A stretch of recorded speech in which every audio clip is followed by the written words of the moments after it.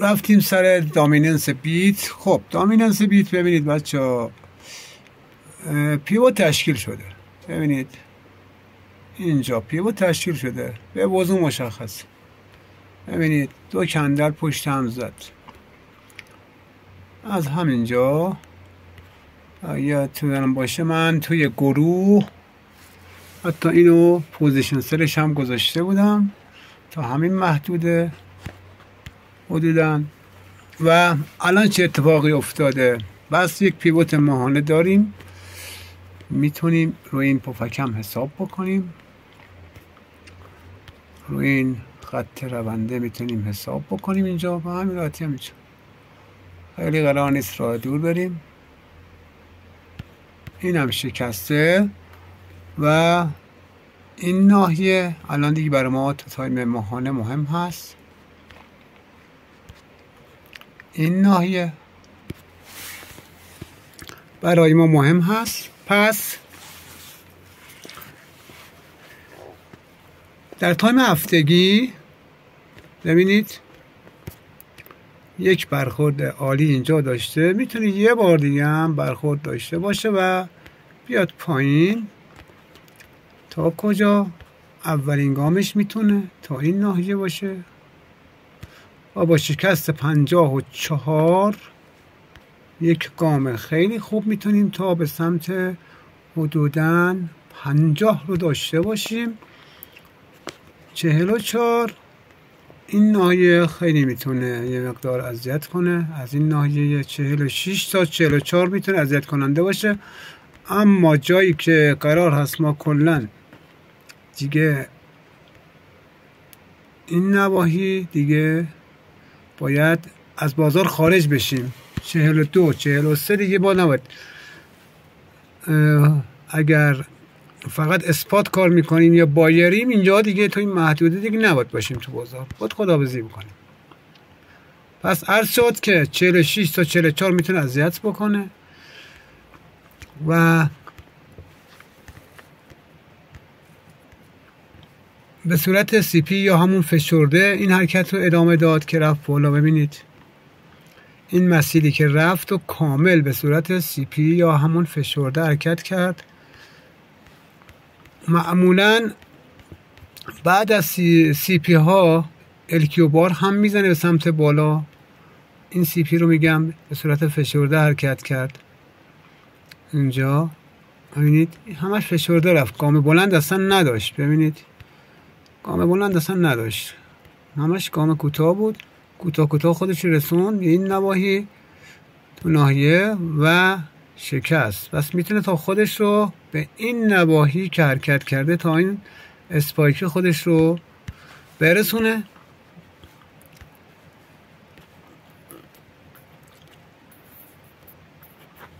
پس در تایم هفتگی هم میتونیم 60 98 الی 62 الی 61 رو یه پول بکی داشته باشیم. در تایم روزانه ببینید این در تایم روزانه دیگه با چشم معلومه، خیلی نیازی به خط و خطوط هم نداره. همینجا ببینید با یه پفک میشد اگه عبور بکنه میتونه تا تارگتی که اعلام کردیم رو برسه.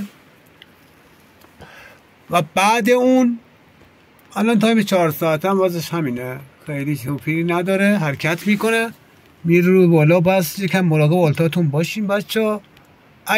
اگر بیت بلواراها باز خیلی آلتا نمیریزن، چون بیت و تتر همزمان دارن میرن، دامینم میره آلتا معمولا میریزن ولی نه به اون شدت.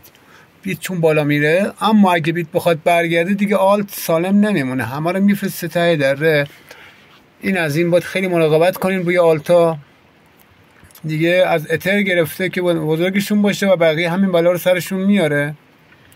اگر بیت به اون نواحی که اعلام کردیم بخواد پول بک بزنه و یک گام بلندتر ریزشی داشته باشه با این دامیننس 60 61 این حدود و تتر همراهی میکنه و همشون رو میفرسته پایین و چنین انتظاری اصلا معقولانه است دوستان. ببینید یه حرکت خیلی خوبی داشتیم، بازار تا پا حرکت خوبی کردن، بیت ماشاءالله چندین قله زده، اتر همینجور صاف کرده، تصفیه کرده بالا رو. بی ام بی یه قله دیگه زده و خیلی ارزهای تاپ دیگه خوب حرکت کردن. درسته آلتایی که شاید شما داشته باشین حرکات خوبی نکرده باشن چون اصلا نوبتشون نشده هنوز. بعد این به نظر من نوبت توتال 3 هست و آلتایی که اکثرا بچه ها دارن و نوبت شتا و میما و اینا میشه. پس تو این نوایی 61 بچه ها بودن اینجا. شما آلتاتون رو خیلی مراقب باشین چون بیت بخواد برگرده پایین خیلی اوضاع به هم میریزه. اما هنوز من در تایم هفتگی امید دارم طبق اون سناریویی که قبلا گفته بودم تری درایورد برای تصفیه زدن یه درایو دیگه بالا بده، مثلا حدوداً بره 120 اینجورا تا 121 و اونجا احتمال داره تو این حرکت برگشتی که بیت با حفظ 105 که عرض کردیم میتونه حرکات خوبی داشته باشه به شرطی که دامیننس برگرده، تتر هم برگرده و بیت هم رنج صعودی داشته باشه. اون موقع میتونیم انتظار داشته باشیم که بازار حرکات خیلی خوبی رو انجام بده. پس اینم از این. اما بریم سراغ تتر ببینیم تتر چی سرشه، چه برنامه‌ای برای ما داره. ببینید اگه تتر من بیاد اینم تتر. خب تتر ببینید بچه، ببینید دیگه اصلا نیازی به هیچ گفتگویی نداره. این کندل بولیشو ببینید، این کندل بولیشو ببینید، خیلی واضحه، خیلی کندل بولیشی زده و به نظر من میتونه خودش رو حتی تا این گام برسونه مجدد، حتی 5 در تایم هفتگی. روزانه بخوام اعلام بکنیم اگر صفحه ما به چرخه وی پی انمون هم اینا داستانا اجازه بده در تایم روزانه میتونیم به این نقدینگی یه مقدار دل خوش کنیم که بازار رو برگردونه. این نقدینگی که اینجا جمع شده، این نقدینگی، این محدوده میتونه محدوده باشه که تتر رو برگردونه. در تایم 4 ساعت پایین داریم تو این ناحیه، من به دوستانم عرض کردم تا این ناحیه و این ناحیه من عرض کردم گفتم اگه به این ناحیه برسه و واکنشش رو ببینم فرار میکنم. جناب اسدی آقای رئیس هم میدونن، مدیر بهشون گفتم. پس این شد بیت و دامین اتر و تتر و دامین بیت. و اما بخوام سایر موارد رو بخوام بگم از شود خدمت شما، بقیه ماجرا همه آینده بازار دست اینجا، دست این حاج خانم هست. ببینید این حاج خانم بیا خط شکسته دیگه، حالا یه پول بکی بزنه نزنه میاد تا حدوداً 29 الی 27 ETH BTC اتر بیت. این ناحیه به نظر من میتونه آخرین فرمان ما باشه. این ناحیه برای رفتن به همون نواحی 60-70 که قبلا وعدهشو به شما دادیم. این ناحیه قرار باشه اتر به بیت چنین اصلاحی رو بکنه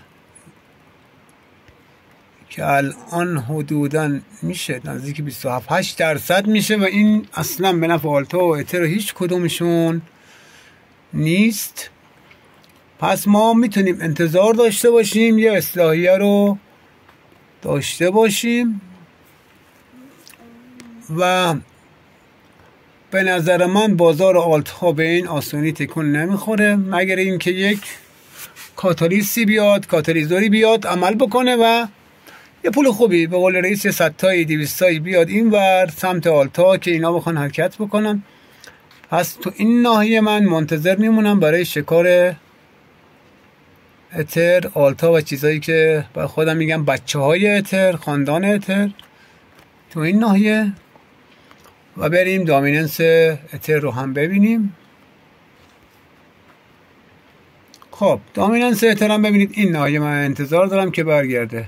حالا همین محدوده، حالا یه مقدار میتونیم حتی پایین ترش هم در نظر بگیرم. این ناحیه دامیننس اتر رو من انتظار دارم برگرده و یک حرکت واقعا زیبایی رو بزنه به اعداد بالا دست خودش رو برسونه به این نواحی بالا، حدودا 20 22 25 این نواحی، و اونجاست که به نظر من از این نواحی 11 حرکت بکنه. به نظر من اونجا دیگه هر اتفاقی برای بازار قرار باشه بیفته تو این ناحیه باید برای آلتا، برای اتر، بچه‌هاش و هر چی به غیر از بیت هست، این ناحیه میتونه برای آلتا خوب باشه و حرکت بکنن.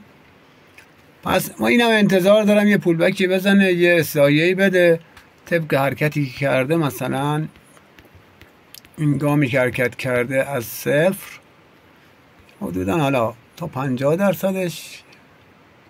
یه اصلاحی بکنه تا این نواحی حدودا 10 خوردی، و بعد اون حرکت بکنه 50% اصلاح بکنه و بتونه به جلو حرکت بکنه و بازار رو با خودش ببره. همونجوری که دوستان، خیلی از دوستان عرض کردن، فرمانده آلتا اتر هست، نه بی ام بی و سول و بقیه اونا تکی میرن، ریپل تکی میره، ولی اتر بره همه رو میبره.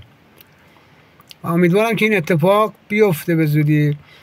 قبلا هم عرض کردم تحلیل زمانی روی اتر، دامیننس اتر بیت و بقیه دارم آماده میکنم، چون واقعا زمانبر هست. اینم بگم تحلیل زمانی 1 روز 2 روز 5 روز اصلا نیست، خیلی زمانبر هست. منم متاسفانه درگیر کارم الان، یه مقدار باید بگذره تا بتونم این کار رو انجام بدم، و اولین فرصتی که وقت بکنم 1 روز 1 روز و نیم تا 2 روز وقت بکنم، کاری نداشته باشم بیرون، قطعا این تحلیل زمانی روی بازارم انجام میدم. اگه ارزای دیگه تکی هم سوال دارید بپرسید، مشکلی نیست. بنده جناب اسدی و رئیس میتونیم کمکتون بکنیم و تو کانال اثبات بذاریم و اونجا کامل باشه، بغل هم باشه، ردیف هم باشه، شما بتونید استفاده بکنید. و اگه اون بالا تصفیه نکردین، سبسیدی نکردین، نگران نباشید. این بالایی که میده بیت احتمالاً بقیه هم برن بالا، اونجا میتونید سبککاری بکنید. من این قبلا هم روی اتر نزدیک به 5000 عرض کردم، گفتم سبککاری بکنید که بتونید پایینتر بخرید. من میدونم تو آلتا خیلی ضرر دارین، اکثرتون خیلی بالا خریدین، جایی تپه ها خریدین، نگرانی نداره، همشون میرن، حالا دیر یا زود داره. اما این بازار قطعا سعودی هست، توتال ها سعودی هست، اتر سعودی هست، خود بیت هم میتونه حتی یک رنج بین 10 تا 12 هزاری بزنه و تو این رنج آلتا حرکت بکنن. و فقط امیدوارم که بیت از این حرکتی که میکنه، اگه 117 118 رو پس بگیره، میتونه حرکتی بکنه تا سمت 132 و اون حرکت شارپ نباشه. بچه من خیلی وقتا عرض کردم، گفتم بیت اگه شارپ حرکت بکنه آلتا مثل بز نگاه میکنن، بعد مجدد بیت رنج بزنه، حالا بالا پایین بکنه، اینا رو بکشه بالا، که به نظر خیلی جالب نیست. نظر شخصی منه که خیلی جالب نیست. اگه آروم حرکت بکنه باز اوکیه، اما بین 105 تا 118 120 این نواحی حرکت بکنه بهترین جایی هست که آلتا میتونن حرکت بکنن. 120 121 حتی 122 و اونجا اتر رو بقیه خودشون رو بکشن بالا. موفق باشید.